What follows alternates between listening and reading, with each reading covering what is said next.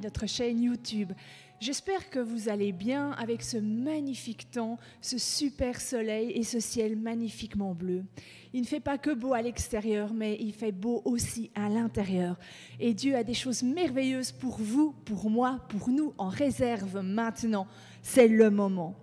J'aimerais d'abord vous partager un petit feuillet de lecture de tous les jours que j'ai lu cette semaine et qui dit « Dieu connaît le cœur, les besoins, les craintes et les pensées les plus intimes de chaque être humain. Et il a en son pouvoir de répondre aux besoins précis de chacun. » Alors, bien sûr, je vais relire notre verset clé. On ne peut pas faire une réunion entre elles sans le lire. Mais le Seigneur m'a dit, avant de lire ça, regarde un peu au contexte. Lis un peu ce qui s'est passé avant et lis ce qui se passe après. Je me suis interrogée, je me suis dit, ok, je vais le faire. Le passage que je vais vous lire dans Luc, c'est juste après que Jésus a été tenté dans le désert. Il revient fort, rempli de l'Esprit. Et donc, il va au temple pour enseigner. Et là, il ouvre le livre d'Ésaïe et il lit. « L'Esprit du Seigneur est sur moi, parce qu'il m'a oint pour guérir ceux qui ont le cœur brisé, pour annoncer la bonne nouvelle aux pauvres. Il m'a envoyé pour proclamer aux captifs la délivrance et aux aveugles le recouvrement de la vue, pour renvoyer libres les opprimés, pour proclamer une année de grâce du Seigneur. » Ensuite, il roula le livre, le rendit au serviteur et s'assit. Les yeux de tous devant la synagogue étaient fixés sur lui. Alors il se mit à leur dire « Aujourd'hui, cette parole de l'Écriture, ce que vous venez d'entendre, est accomplie. Mes sœurs, c'est aujourd'hui que nous allons chercher notre guérison, ce n'est pas demain. C'est aujourd'hui que Dieu veut réparer nos cœurs, qui veut nous libérer, qui veut nous restaurer. C'est pas demain, mais c'est aujourd'hui, parce que Jésus l'a dit, c'est accompli. Et c'est avec toute cette foi que nous allons partager cet après-midi la parole de Dieu avec vous, que Stéphanie va venir partager la parole de Dieu avec vous, parce que Dieu a quelque chose pour chacune d'entre nous, pas pour demain, mais pour aujourd'hui. Alors prenons ce que le Seigneur a en cadeau à nous donner cet après-midi. Seigneur, je veux vraiment te remercier et te louer, parce que Seigneur, tu n'es pas un Dieu du demain, mais tu es un Dieu de aujourd'hui. Seigneur Jésus, je veux te remercier, parce que dans la synagogue, tu as dit, c'est accompli. Et Seigneur, je veux vraiment te remercier parce que tu vas accomplir tes plans dans la vie de chacune d'entre nous. Seigneur, je veux vraiment te louer et te remercier. Je te prie pour Stéphanie, Seigneur, qui va nous apporter ta parole, qu'elle puisse être un canal. Seigneur, nous avons soif de toi et parle à travers elle. Remplis-la de l'Esprit. Seigneur, nous sommes là, toutes réunies devant nos écrans, mais nous sommes là ensemble pour entendre ta parole. Seigneur, fais-toi entendre, œuvre en chacune de nous. Touche-nous, Seigneur, nous avons besoin d'être touchés par toi. Seigneur, et je veux déjà te louer pour les actions merveilleuses que tu vas faire en chacune de nous. Alors béni sois-tu, gloire à ton nom, Jésus. Amen.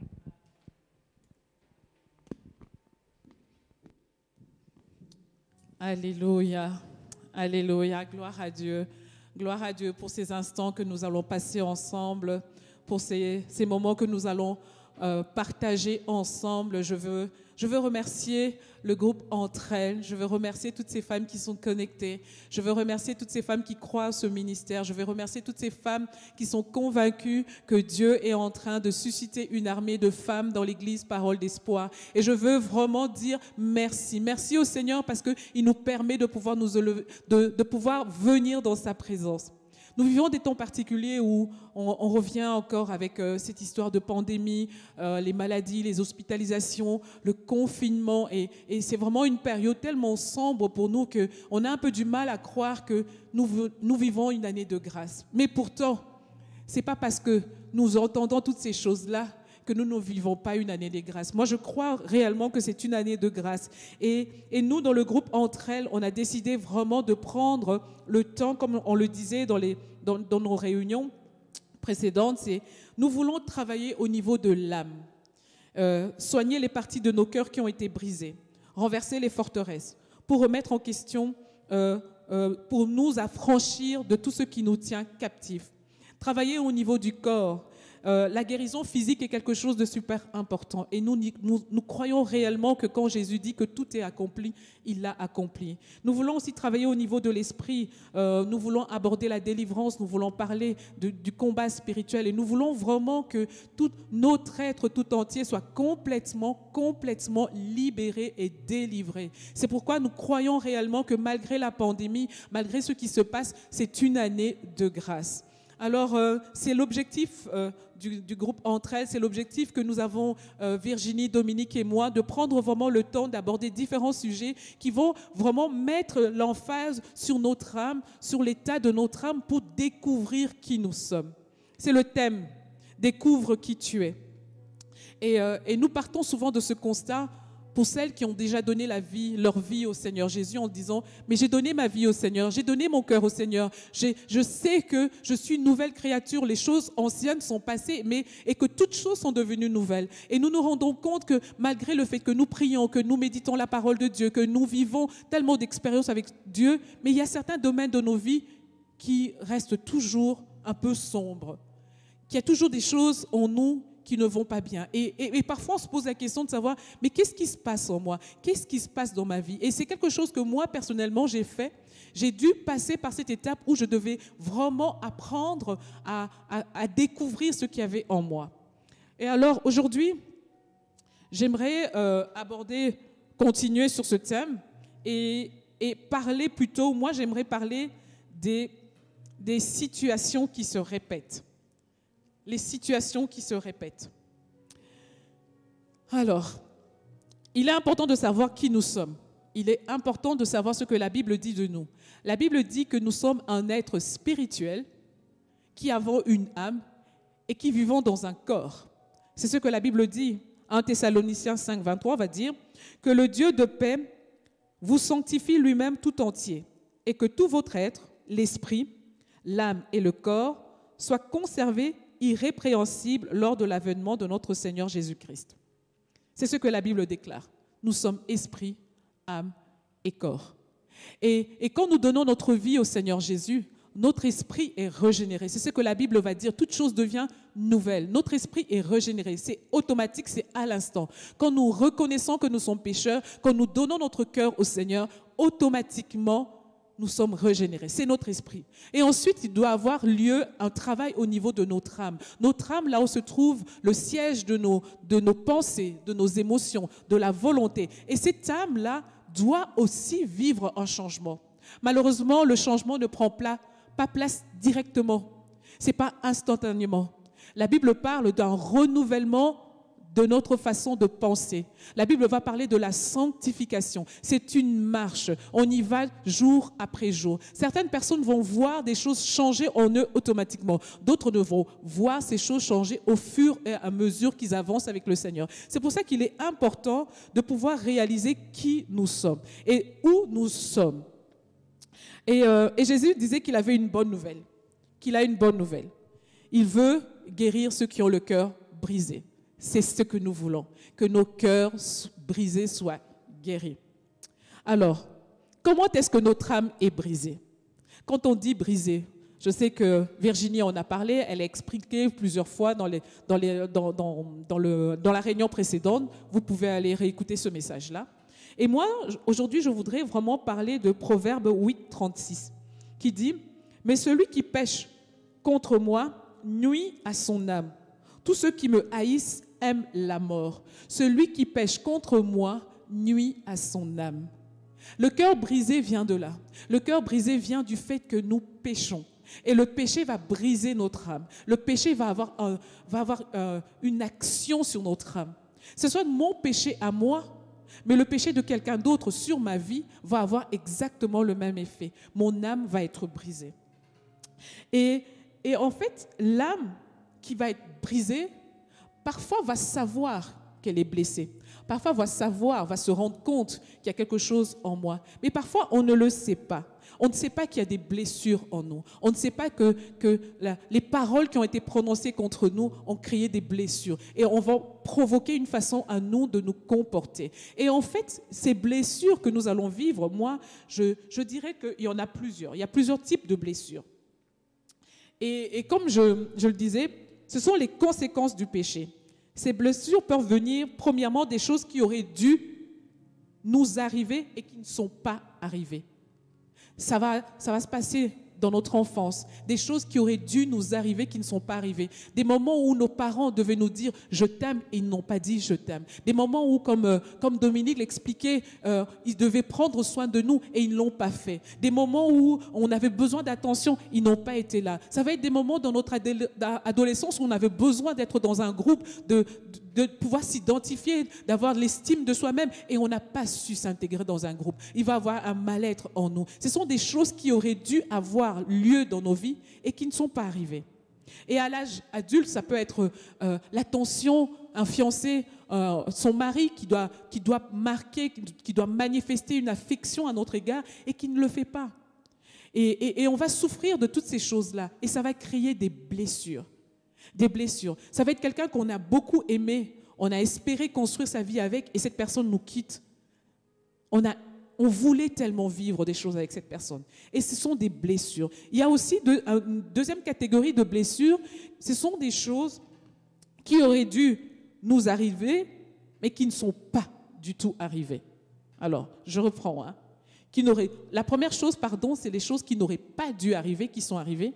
Et la deuxième chose, ce sont des choses qui devaient nous arriver et qui ne sont pas arrivées. Dans notre enfance, on a beaucoup vécu des situations où on sait que mes parents auraient dû prendre soin de moi. Ils ne l'ont pas fait.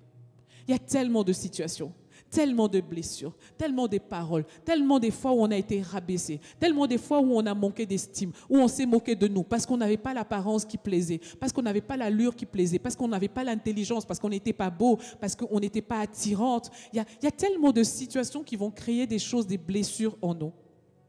Et moi, je peux dire en fait qu'il existe plusieurs types de blessures.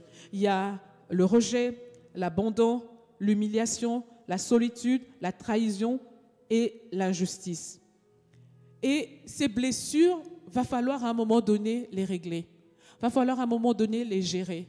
Et parfois, on va y arriver. Et les conséquences de ces blessures les blessures sont des marques laissées dans notre âme par un événement, une parole, une attitude. Ces marques seront plus ou moins ancrées en nous. Les blessures intérieures ont des conséquences sur nos émotions. Nous avons des sentiments qui vont venir, des sentiments de tristesse, d'abattement, de découragement, de dépression. Les blessures vont avoir des conséquences sur notre façon de penser. Ça va être des pensées négatives. Chaque fois que quelqu'un nous dit quelque chose, on ne le croit pas. On ne croit pas à ce qu'il dit. Parce qu'on a tellement été blessé, on a tellement été rabaissé que le jour où quelqu'un nous dit « mais non, tu as bien fait », on a du mal à le croire. On a tout le temps des pensées négatives. Les blessures vont avoir aussi des conséquences sur notre mémoire. Le souvenir des choses réintroduit un impact sur nos émotions et nos pensées. La Bible dit « Mon âme pleure de chagrin, relève-moi selon ta parole. Mon âme pleure de chagrin. » En fait, les blessures vont créer des souffrances en nous et on va pleurer. Parfois, ça va être des pleurs en silence. Parfois, ça va être des cris. Parfois, cette souffrance va se manifester différemment. Certains vont être violents, certains vont se renfermer, d'autres vont manquer de confiance, manquer d'assurance. Les blessures vont vraiment se manifester au niveau de nos émotions, de nos pensées et de notre façon d'agir, dans notre façon de penser. Certaines personnes vont entendre une musique, ça va tout de suite rappeler la rupture, la séparation. Certaines personnes vont manger quelque part, vont tout de suite se rappeler d'une situation, vont toucher un objet, vont tout de suite se rappeler quelque chose. En fait, ces blessures sont là et vont ramener en nous des souffrances, le souvenir de notre souffrance. L'Éternel, la Bible dit que l'Éternel est près de ceux qui ont le cœur brisé et il sauve ceux qui ont l'esprit dans l'abattement. Psaume 34, 19. Pour beaucoup d'entre nous, comme je le disais, nous sommes chrétiens, nous avons donné notre vie au Seigneur et nous avons cru réellement que nos péchés ont été effacés. Nous avons confessé nos péchés, nous avons demandé pardon pour les choses que nous avons faites. Pour beaucoup d'entre nous, nous sommes passés par cette étape-là. Nous savons c'est quoi. Nous savons que notre vie est en Jésus. Mais pourtant, on se demande toujours, mais pourquoi ? Pourquoi ? Pourquoi j'ai du mal à pardonner? Pourquoi j'ai du mal à oublier l'offense? Pourquoi, alors que je prie, mais je suis toujours dans l'offense? Et certains vont faire la démarche, vont comprendre et vont vraiment prier et puis se rendre compte que c'est fini. Et pourtant, c'est comme si, pour certaines, c'est l'histoire qui se répète. Je vais passer un temps où la personne qui m'avait fait du mal, je vais pardonner. Je vais oublier, comme la Bible le dit, pardonne mes péchés comme nous avons pardonné aussi à ceux qui nous ont offensés. On va passer par cette étape-là et on va se rendre compte que effectivement j'ai pardonné, j'ai oublié. Et puis ça va bien, je vais très très bien, j'avance. Et puis un beau matin, c'est comme si cette tristesse revenait. Le souvenir de ces choses revient en moi. Et on se demande, mais pourquoi? Pourquoi ces choses se reviennent? Pourquoi ces situations se répètent? Pourquoi est-ce que j'ai toujours l'habitude de rencontrer des gens qui ne sont pas bien? J'ai vécu la violence de mon père. Et pourtant, je suis toujours attirée par des hommes violents. Et même si je me sépare d'eux, mais je me suis toujours attirée par les mêmes types de personnes. Pourquoi? Pourquoi est-ce que je vis ces choses-là? Et en fait, parfois, on n'a pas de réponse. On ne sait pas. Pourquoi le souvenir de ma douleur revient avec la même intensité? Et parfois, j'ai déjà vu des gens me raconter des choses, des femmes qui ont vécu des situations tellement difficiles, et ça s'est passé il y a quelques années, mais elles en parlent encore avec cette souffrance, avec cette douleur, et l'intensité de la douleur est toujours là. C'est comme si la chose a eu lieu ce matin. Pourquoi? C'est ce pourquoi-là. Pourquoi est-ce qu'à un moment donné, j'oublie et puis ça revient? Pourquoi est-ce qu'à un moment donné, je passe à autre chose et puis ça revient? Pourquoi j'ai l'impression que c'est cyclique? Il y a une période, ça va passer et puis une période, ça va revenir. Pourquoi est-ce qu'à un moment donné, quelqu'un que je ne supportais pas, je vais prendre la démarche de me tourner vers Dieu, de prier, de lui donner mon cœur, de prier pour ça, et puis je vais me sentir libérée, et puis plusieurs mois après, ça revient. Pourquoi? Et en fait, le thème, comme je le disais aujourd'hui, c'est vraiment de parler de ces situations qui se répètent. Pour comprendre cela, nous devons nous tourner vers la Bible. Et j'aime la parole de Dieu parce que la parole de Dieu est d'actualité. La parole de Dieu nous explique toujours tout. Si on a des difficultés, on a des problèmes, si on cherche quelque chose, c'est dans la parole de Dieu qu'il faut aller. Et donc, je regardais, je méditais la parole de Dieu, et on va vraiment étudier un passage de la Bible que j'aime beaucoup. Donc, nous lisons. Quand on regarde pour les lecteurs de la Bible parle souvent du temple. Jésus va parler du temple. Et les lecteurs de la Bible savent que quand on parle du temple, ça fait référence à nous. Ça fait référence à la personne. Pourquoi? Parce qu'il faut qu'on puisse comprendre comment Dieu voit les choses, comment Dieu fait les choses. On va lire dans Jean 2, 13, 16. La Pâque des Juifs était proche et Jésus monta à Jérusalem. Il trouva dans le temple les vendeurs de bœufs, de brebis et de pigeons, et les changeurs assis. Ayant fait un fouet avec des cordes, il les chassa tous du temple, ainsi que les brebis et les bœufs. Il dispersa la monnaie des changeurs et renversa les tables. Et il dit aux vendeurs de pigeons, ôtez cela d'ici.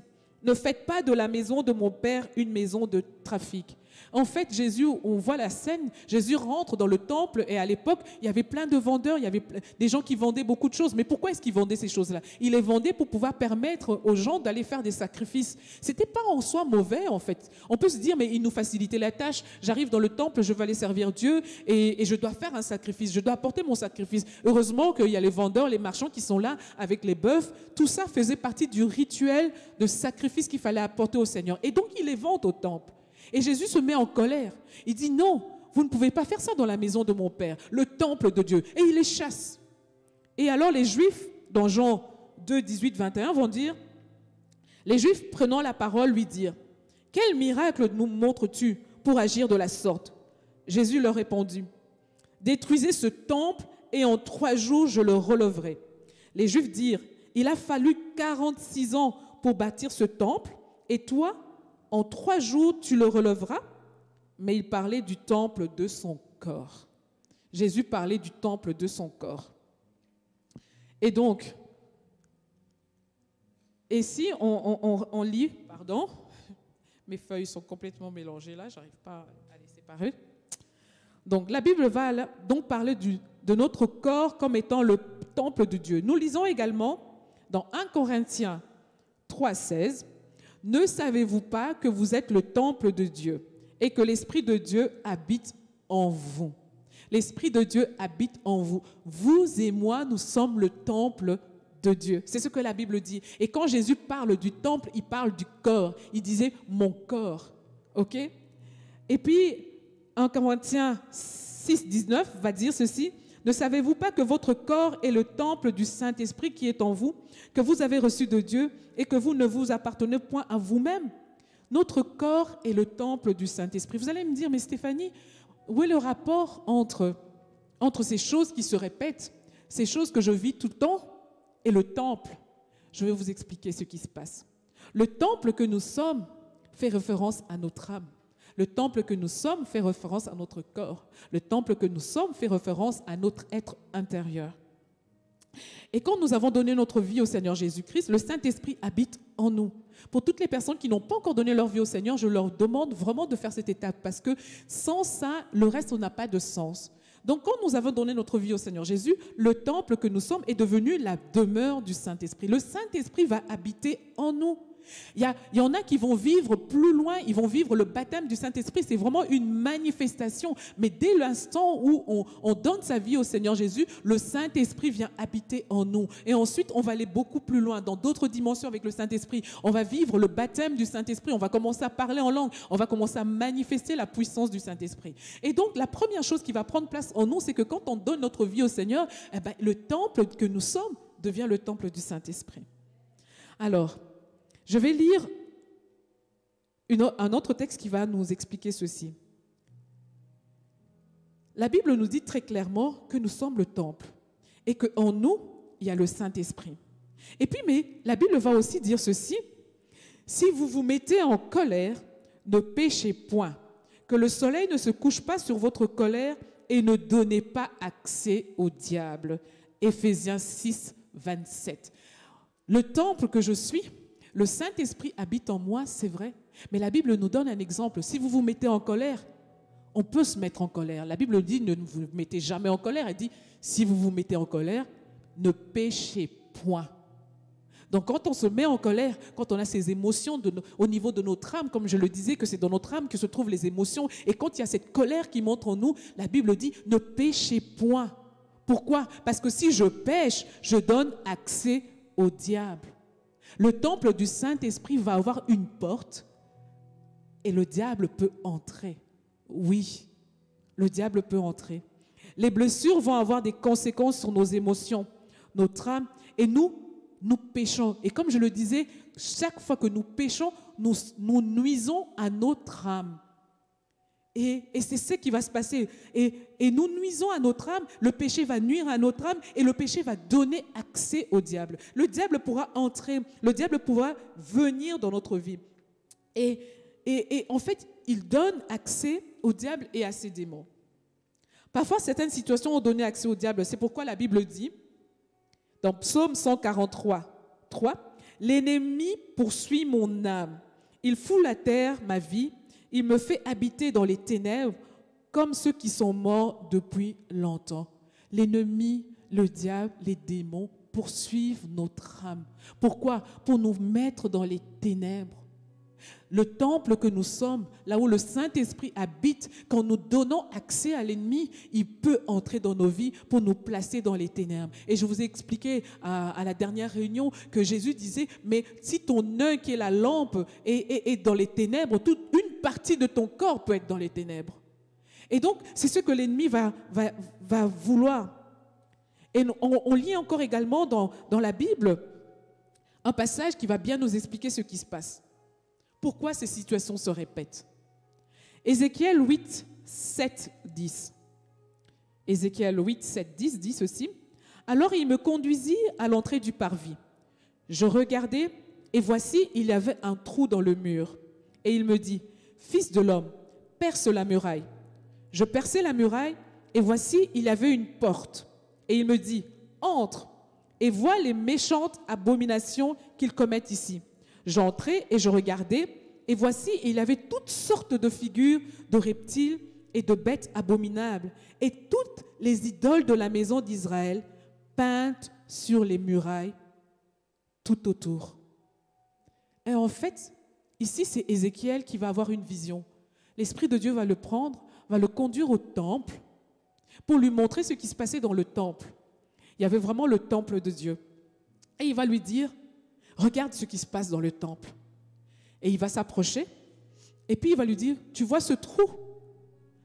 Perce la muraille. Il va percer la muraille, il va se mettre à casser, et puis il va se découvrir une porte. Et puis l'Esprit va lui dire, ouvre. Et quand il va ouvrir, il va rentrer là-dedans, il va voir dans une des pièces du temple des abominations, des choses qui avaient été peintes sur les murs. Et Dieu va lui dire, voilà ce qui se passe dans le temple. Et pourquoi ces abominations dans le temple? Vous allez comprendre pourquoi. Ézéchiel va continuer dans Ézéchiel 8:6, il va plus haut, il dit, et le Seigneur va lui dire, et il me dit, fils de l'homme, vois-tu ce qu'ils font, les grandes abominations que commet ici la maison d'Israël, pour que je m'éloigne de mon sanctuaire? Mais tu verras encore d'autres grandes abominations. Le but de ce qui se passe dans ce temple, c'est faire en sorte que Dieu qui est dans le sanctuaire, parce que le temple de Dieu était construit, il y avait le parvis, il y avait le lieu saint et il y avait le lieu très très saint. Et dans le modèle qu'il avait donné à Salomon, Salomon avait construit un autre temple où il y avait plusieurs pièces dans le temple. Et Dieu va prendre Ézéchiel, va lui dire, écoute, on va aller, moi je suis dans le lieu très saint, mais je vais te montrer une autre pièce du temple et tu vas voir ce qui se passe dans ce temple-là. Et il va découvrir qu'il y a ces choses-là. Le Saint-Esprit veut que nous allions en profondeur. Il veut que nous découvrions la racine de nos problèmes. Dans ce récit du temple, c'est Dieu qui va faire remarquer à Ézéchiel le trou. Sinon, Ézéchiel n'allait pas le voir. En fait, c'est un petit trou. C'est un petit trou. Ézéchiel ne pouvait ne pas le voir. C'est un petit trou dans le mur. Et imaginez un peu le temple, comment il est énorme, comment il est grand. Il y avait plusieurs pièces dans ce temple. Et puis là, l'Esprit de Dieu va lui dire, regarde, il y a un trou. Ézéchiel n'aurait pas pu voir ce trou-là. C'est le Saint-Esprit, c'est Dieu qui va lui montrer ce trou-là. Et puis il va lui dire, perce le trou, perce le trou. David disait, qui connaît ses égarements? Pardonne-moi ce que j'ignore. En fait, dans cette pièce-là, Dieu va montrer à Ézéchiel qu'il y avait des choses qui se cachaient. Et pareil pour nos vies, il y a des choses qui sont dans nos vies. Si je fais le lien entre le temple, qui est ce temple de Dieu, et nous, c'est ce que Dieu veut nous dire aujourd'hui. Vois-tu, les choses se répètent dans ta vie. Pourquoi? Parce qu'il y a des pièges cachés en toi, ou il y a des choses qui sont en toi. Il y a des choses cachées en nous et que nous ignorons complètement. Ces blessures cachées en nous qui ont donné accès à l'ennemi, et ce dernier y a inscrit dans notre souvenir. Et moi, ce que je comprends, c'est que dans les murs vont représenter le souvenir, notre mémoire. Vous savez pourquoi les choses se répètent? Parce que quand nous sommes le temple du Saint-Esprit, que l'Esprit de Dieu habite en nous et que nous ouvrons une porte à l'ennemi à cause du péché, il y a le souvenir. Vous allez me dire, mais le souvenir de quoi? Je vous ai dit que le péché nuit à l'âme. Et ce qui va détruire notre âme, ce sont notre péché ou les péchés des autres. Mais ce qui se passe, c'est que l'ennemi, quand on a péché comme ça, quand on garde ces choses en nous, nous ouvrons une porte. Et qu'est-ce qu'ils vont faire? Ils vont venir habiter en nous et ils vont peindre. Ils vont décrire tout le péché que les gens ont fait contre toi. Celui-là t'a violé, celui-là a abusé de toi, celui-là a manipulé. Et ça va être peint dans les murs de nos cœurs. Ça va être notre mémoire. Ça va être dans notre mémoire. Et ces esprits vont s'assurer que tu te souviennes tout le temps de ces souffrances, que tu te souviennes tout le temps, parce que ces péchés, parce qu'il faut le dire, ce sont les péchés que les autres ont commis vis-à-vis de nous, ou que nous avons commis vis-à-vis de nous-mêmes, qui ont brisé notre âme. Et l'ennemi prend un plaisir à graver toutes ces choses en nous. Il va les peindre en nous, comme il l'a fait dans le temple. Et le souvenir de ces choses va continuer à nuire à notre âme. Et je me suis toujours demandé, mais Seigneur, certaines personnes ont toujours l'art, la capacité de se souvenir de tous les détails des blessures. Il m'avait fait ça tel jour, à telle heure. Il faisait comme ceci, c'était un jour, j'étais habillée comme ça, il avait dit telle phrase, il avait dit tel mot. Et on se souvient toujours avec détail, avec précision, les choses qu'on nous a fait, les blessures que les péchés des autres ont occasionné en nous. Pourquoi? Parce que l'ennemi prend un plaisir à les garder en nous. Il prend un plaisir à peindre la souffrance. Il prend un plaisir à peindre les paroles méchantes qui ont été prononcées contre nous. Tu n'iras jamais loin. Tu es un vaurien. Tu ne vaux rien. Regarde-toi comment tu es. Tu n'es pas intelligente. Tu n'es pas belle. Et il peint. Et le garçon que tu as aimé en secret s'est moqué de toi. Les amis que tu as aimés sont moqués de toi. Et tu étais là. Et toutes ces choses, tous ces péchés ont été peint en toi, sur les murs, pour que tu te souviennes toujours. Et c'est pour ça que tu as toujours cette capacité de te souvenir exactement de ce qu'on t'a fait. Parce que dans ces murs, il y a ces esprits qui sont là pour te rappeler. C'est pourquoi parfois, à un moment donné, c'est comme si tu refermais la porte de cette pièce, tu ne te souviens plus, tout va bien, tout va très bien, mais ces esprits viennent te rappeler. Un mot, une situation, une phrase te rappelle. Toutes ces choses reviennent parce que le péché est inscrit dans le mur. Alors je veux parler du fait de se souvenir, du fait d'avoir ces mémoires, mais ça je parle de l'âme. Je tiens à préciser que notre mémoire n'a rien à voir avec ça. Quelqu'un peut faire du mal, je vais me souvenir parce que j'ai un cerveau qui va se souvenir des événements, mais la douleur attachée à ces événements-là vient de mon âme. Et c'est le péché que je garde en moi, le souvenir du mal qu'on m'a fait. Je regardais le témoignage d'une femme ça m'avait énormément touchée. Elle avait son fils qui avait été tué par un autre garçon, et le garçon avait poursuivi son fils, l'avait tué. Elle en avait pleuré toutes les larmes de son corps. Elle avait perdu son unique fils. Ça se passe en Amérique latine, et un jour, elle donne sa vie au Seigneur et elle décide de pardonner. Et elle a tellement pardonné qu'au jour du procès de l'assassin, elle va le serrer dans les bras, elle va lui dire « je te pardonne ». Et quand l'assassin va aller en prison, cette femme va prendre le soin d'aller tout le temps visiter ce garçon, le visiter. Vous savez, elle n'a pas oublié que ce garçon avait tué son propre fils. Mais seulement le péché de ce garçon, l'assassinat, n'était plus inscrit dans les murs de son cœur. Ils étaient effacés par le sang de Jésus. Elle ne pouvait plus se souvenir de la douleur parce que ça avait été effacé. Mais elle n'a pas oublié. Sa mémoire est toujours là. Elle n'est pas amnésique. Non, mais la souffrance n'est pas là. Oui, la capacité de se souvenir des détails doit nous interpeller. Dire c'est pas normal. Vous savez, vous avez entendu le témoignage d'Evelyne. Elle parlait de comment, avant qu'elle ne vienne au Seigneur, elle était rancunière. Elle se souvenait toujours de tout ce qu'on lui faisait. Et elle cherchait toujours l'occasion de pouvoir se venger. C'est comme ça qu'elle était. Et quand elle a donné sa vie au Seigneur, quand elle a reconnu qu'elle était pécheur et qu'elle a donné sa vie, elle a dit « Seigneur, je veux que tu me libères de ça. Je ne veux plus être rancunière. » C'était la prière d'Evelyne. Et elle raconte dans son témoignage qu'elle a été libérée à tel point qu'aujourd'hui, quand on lui fait du mal, elle ne se souvient plus. Et parfois, on doit lui rappeler « Mais tu ne te souviens pas qui t'avait fait ça ?» Parce qu'elle l'oublie. Je peux vous dire que la capacité de se souvenir de tous les détails, c'est limite démoniaque. Démoniaque, c'est pas normal. C'est pas normal. C'est pas normal que 10 ans, 15 ans, 20 ans plus tard, tu saches. Mais quand on te parle de tes cours, par exemple, tu ne te souviens pas. De quelque chose de positif, tu oublies. Mais ceux qui ont fait de mal, tu connais tous les détails. Ce n'est pas normal. Ça veut simplement dire que les murs de ton cœur sont repeints avec les péchés. Les péchés. Celui-là, il a péché contre moi. Il a péché contre Dieu. Il a menti. Il m'a violé. Il a abusé de moi. Il s'est moqué de moi. Celui-là a fait ça. Et toutes ces choses sont là. Je ne supporte pas cette fille parce qu'elle est hautaine. Elle est méprisante. Et le souvenir de toutes ces choses sont gravés en nous. Et c'est pour ça que le péché est peint sur les murs de ton cœur. Ta mémoire n'oublie pas ces choses. Voilà pourquoi ces choses se répètent. Parce qu'il y a un esprit associé. Chaque événement de ta vie qui emmène une douleur en toi et que l'ennemi voit cette douleur régner en toi, il y a un esprit qui va être assigné, qui va s'assurer que le péché va être gravé sur les murs de ton cœur et que tu n'oublies pas.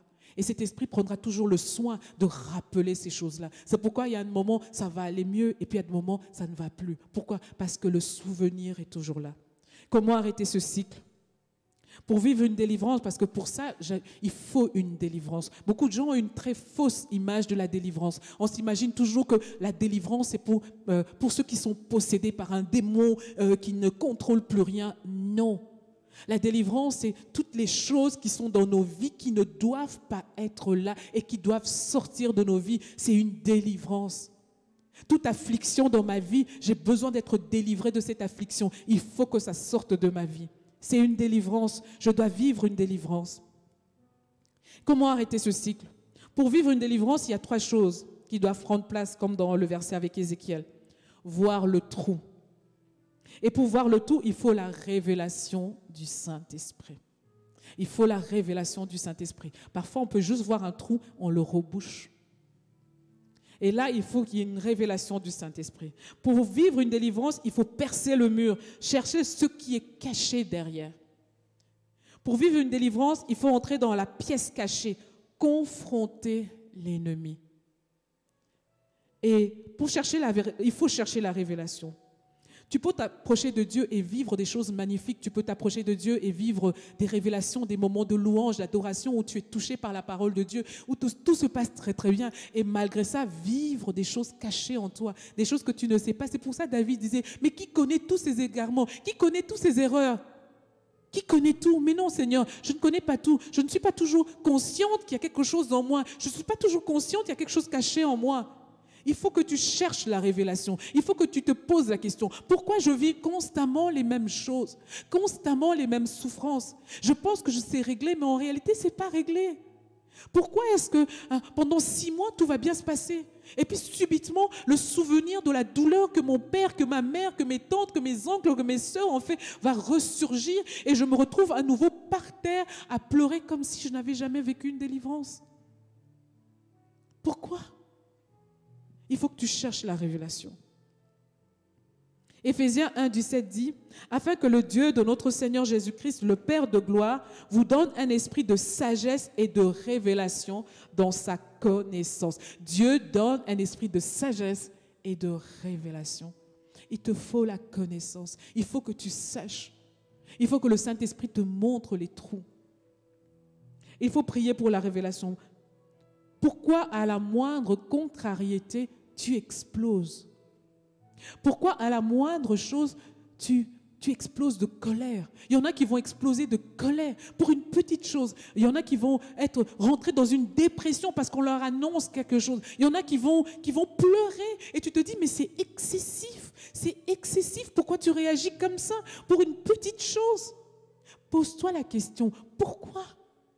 Et en réalité, ce que nous ne comprenons pas, c'est que ces manifestations de nos émotions, de nos pensées, ressemblent à ce petit trou dans le mur. C'est ce petit trou qui est là. Et là, le Saint-Esprit te dit, fais attention, regarde, regarde, regarde. Et non, et tant que tu trouves que c'est normal dans ton caractère de réagir comme ça, le Saint-Esprit n'ira pas plus loin. Et tu vivras des années avec les mêmes problèmes, les mêmes difficultés. Tu connais la révélation, mais il n'y a rien qui se passe dans ta vie. Parce qu'il y a un trou. Il y a un trou qui est là. Et en fait, tu as parfois certaines personnes qui vont te dire, ça fait quelque temps, personne ne m'écrit, personne ne me contacte. Les gens ne m'aiment pas, les gens ne m'aiment pas. Dans cette église, les gens sont égoïstes, ils sont entre eux, ils font des choses entre eux. Ah, dans les groupes de femmes, il y en a qui sont copines avec telle, elles s'entendent bien avec telle autre, et moi je suis exclue, et moi je suis même pas là. Ils se rendent même pas compte que je suis pas là. Je peux faire 2-3 mois, il n'y a personne qui m'appelle. Et ça te plonge dans une dépression, dans une tristesse. Mais pourquoi toi tu ne les contactes pas? Pourquoi toi tu ne fais pas le premier pas? Parce que simplement, c'est vraiment, comme je le disais, le souvenir de certaines souffrances. Le souvenir de certaines souffrances qui vont être gravées en nous. Et il faut que tu remarques le trou. Il faut que tu remarques le trou. Il faut que tu vois ce trou. Et que tu te dis, c'est pas normal. C'est pas normal. Et certains vont chercher constamment l'approbation des gens. Dès que tu reçois... Dès qu'on ne reconnaît pas ce que tu fais, c'est tout de suite un drame. C'est des critiques. On ne reconnaît pas ma valeur, on ne reconnaît pas mon travail, on ne reconnaît pas ce que je fais. Que le Saint-Esprit nous ouvre les yeux et que nous puissions remarquer tous les trous qu'il y a dans nos murs pour qu'on ait la capacité d'aller chercher à percer. La deuxième chose à faire, c'est de chercher à percer. Quand tu vois que tu as un comportement qui n'est pas normal, qu'il y a une colère qui est tout le temps là, un refus de pardonner, l'offense qui est toujours là, la douleur qui est toujours forte, arrête-toi, perce. Perce le mur, c'est un trou. Va voir qu'est-ce qu'il y a derrière. Et pour percer le mur, cela demande beaucoup d'efforts, beaucoup de volonté. Ézéchiel a dû percer un mur et pour voir cette porte s'ouvrir, vous imaginez, c'est pas comme si il devait juste déterrer quelque chose, il devait casser un mur. Ça demande de l'effort, ça demande de l'effort. Il devait casser le mur jusqu'à dégager la porte et ouvrir la porte. Ça demande beaucoup d'efforts. Il faut pouvoir accepter le fait de revenir sur son passé, de revenir sur sa vie passée, de revenir sur son enfance, de revenir sur son adolescence et dans notre mariage, dans notre relation avec nos conjoints, avec nos collègues, avec nos amis. Il faut accepter de jeûner, de prier pendant des jours. Ça va demander une recherche. Creuser, percer le mur demande des efforts. Revenir sur son histoire, venir avec des jeûnes et prières. Je vais jeûner, prier pour chercher, pour comprendre et demander, Seigneur, pourquoi? Qu'est-ce qui se casse derrière? Pourquoi est-ce que j'ai ces réactions excessives? Pourquoi est-ce que j'ai du mal à pardonner? Pourquoi est-ce que j'ai du mal à faire confiance? Pourquoi est-ce que je ne me trouve pas belle? Pourquoi est-ce que je ne me trouve pas intelligente? Pourquoi est-ce que je ne me trouve pas intéressante? Pourquoi est-ce que je fuis les gens? Pourquoi est-ce que je n'aime pas les gens? Pourquoi est-ce que je suis méfiante avec les gens? Dès qu'on s'approche de moi, je rentre dans ma carapace. Je n'aime pas les gens. Pourquoi? Je dois chercher au fond de mon âme ce qui se passe. Qu'est-ce qui a été grave? Qu'est-ce qui est marqué dans les murs? Qu'est-ce qui est marqué dans les murs de ta vie? Qu'est-ce qui est marqué? Qu'est-ce qu'on a inscrit? Qu'est-ce que l'ennemi a inscrit? Et il est là constamment à te rappeler. Il faut que tu cherches. Hébreux 11,16 va dire « Or, sans la foi, il est impossible de lui être agréable. Car il faut que celui qui s'approche de Dieu croit que Dieu existe et qu'il est le rémunérateur de ceux qui le cherchent. Dieu récompense ceux qui le cherchent. » Dieu récompense ceux qui le cherchent. Quand tu le cherches, tu es là, je veux connaître la vérité. Je ne veux pas me laisser distraire, je ne veux pas me laisser décourager par ce que je découvre au fond de moi. Je ne veux pas pleurer, me lamenter. Je ne veux pas tomber dans la culpabilité. Parce que quand Dieu parle, ce n'est pas pour nous culpabiliser, c'est pour qu'on ouvre les yeux et qu'il te dise, écoute, je t'ai armé. Écoute, Jésus est là. Écoute, avec le Saint-Esprit, tu peux y arriver. Ce n'est pas pour que tu tombes dans la culpabilité en te disant, de toutes les façons, avec moi, c'est toujours comme ça. Non, la parole de Dieu est là pour te donner la force de chercher. Et nous sommes là pour qu'ensemble nous puissions chercher. Dieu rémunère ceux qui le cherchent. Notre héritage en Jésus-Christ est de vivre notre délivrance. 1 Jean 3,8 va dire « Celui qui pêche est du diable, car le diable pêche dès le commencement. Le Fils de Dieu apparu afin de détruire les œuvres du diable. » Le Fils de Dieu est apparu pour ça. L'ennemi veut tout nous arrêter de percer. L'ennemi va chercher à nous empêcher de percer. Il va provoquer même des cauchemars parce qu'on revient sur notre histoire. On va vivre des cauchemars. Ça va nous rappeler le souvenir des choses qu'on a voulu enfouir. On a mis un drap dessus. Et là, le Seigneur te dit, enlève le drap. Enlève ce que tu as recouvert. Regarde. Et l'ennemi va te dire, attends, tu veux rentrer là-dedans? Tu veux revenir là-dedans? Tu t'imagines? Et c'est des cauchemars qui vont commencer. Tu dors mal la nuit parce que le Seigneur, à un moment donné, t'a aidé à recouvrir. Mais à un moment donné, Dieu va te dire, écoute, il est grand temps qu'on enlève le drap, qu'on puisse régler ce problème. Il faut régler les choses. Et l'ennemi va tout faire pour te décourager. Ecclésiaste 10,8 dit ceci, « Celui qui creuse un trou risque de tomber dedans. Celui qui démolit un mur peut se faire mordre par un serpent. » Quand tu commences à démolir un mur, la Bible dit qu'il y a un serpent de l'autre côté. Il faut que tu comprennes que quand tu vas commencer à démolir, ce serpent va sortir. Il va sortir, il va chercher à te décourager. Il va chercher à te mordre. Parce que c'est quelque chose qui est là, il est caché derrière. Alors, s'il y a des choses en toi que tu approuves, que tu trouves que c'est normal, rien ne va se passer. Rien ne va se passer.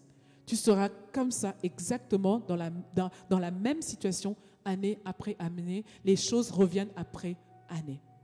tu t'es disputé avec ton mari, tu es en colère après lui, tu as une haine contre ton mari, tu limites si tu ne veux pas le tuer. Et puis à un moment donné, ça va passer, tu vas régler les choses, ça va aller mieux. Et puis après, ça va recommencer. Tu te retrouves comme dans un cycle, c'est tout le temps la même chose, tout le temps la même chose. Tu ne te demandes pas pourquoi, mais qu'est-ce qui se passe? Il faut que tu vois le trou, il faut que tu creuses, il faut que tu ailles derrière et voir ce qu'il y a dans la pièce.